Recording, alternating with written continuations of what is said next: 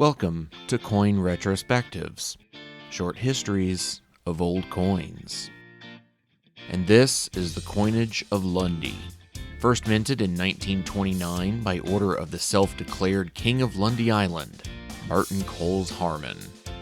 The obverse features the head of Harman with his name above and the date below, and the reverses feature a puffin on the one puffin coin and a half puffin on the half puffin coin. The coin is called the puffin due to the historical bartering by the island's residents of puffin feathers for food and supplies. On the edges of the coins, the phrase Lundy Lights and Leads appears, referring to the island's 3 lighthouses. The coins are worth, in Harman's mind at least, the equivalent of a British penny and halfpenny. But why were these coins minted in the first place, and did the British authorities have anything to say about it? Let's dive into the history of Harman and Lundy Island to find out. Martin Coles Harman was born in Sussex in 1885 and educated at the Whitgift School in Croydon. He left schooling at the age of 16 to work for Lazard, which is today the world's largest independent investment bank, and became a very influential presence in early 20th century corporate finance in London. By the time he was 40, Harman was rich enough to purchase his own island, and that's just what he did, buying Lundy Island and its supply boat for the price of £25,000, which is equivalent to over £1.5 million in today's money. Lundy Island itself is located off the coast of Devon in the southwest of England. It's a very small island, only about 1,100 acres, and with a population of just 28 in 2007.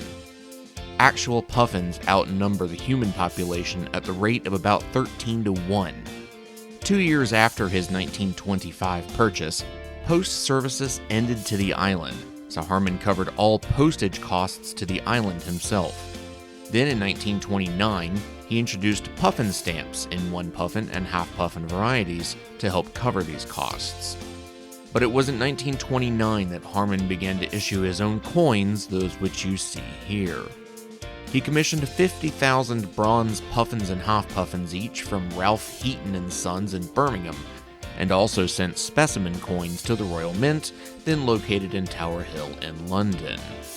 He was thanked for the coins, but warned that he may be breaking the law, specifically the Coinage Act of 1870, specifically Section 5, which states, quote, "No piece of gold, silver, copper, or bronze, or of any metal or mixed metal of any value whatever, shall be made or issued, except by the mint as a coin or a token for money, or as purporting that the holder thereof is entitled to demand any value denoted thereon." Close quote. However, when brought before a judge in 1930, Harman argued that Lundy Island was a little kingdom in the British Empire, but outside of England. It's too bad Harman wasn't minting £1 coins made of gold, because it sounds like he's trying to be the first sovereign citizen. Unfortunately for Harman, his argy-bargy with the law did not work, and though he appealed his case, he lost that one too, and was fined £5 and £15 15 shillings for costs, equivalent to about £1,500 today. Harman died in 1954, with ownership of the island passing to one of his sons, Albion, which is a bit ironic given that Albion is an ancient alternative name for Britain. After the court case, all of the Lundy coinage was recalled and returned to the island. But the 1929 issue isn't the only Lundy coinage to be minted.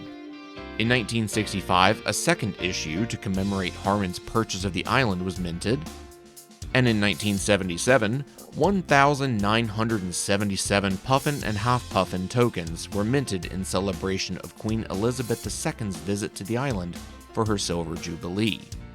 And finally, in 2011, a set of 5 fantasy Lundy coins were minted in half, 1, 2, 4, and 6 pence. None of these were ever intended for circulation, and as such are officially classed as tokens. So that's the Lundy coinage, a self-proclaimed king who bought his own island and minted his own money with his face on. Living the dream. If you enjoyed this video, do consider subscribing. I make occasional videos about interesting coins. And as always, leave your 2 pence in the comments, and have a great day.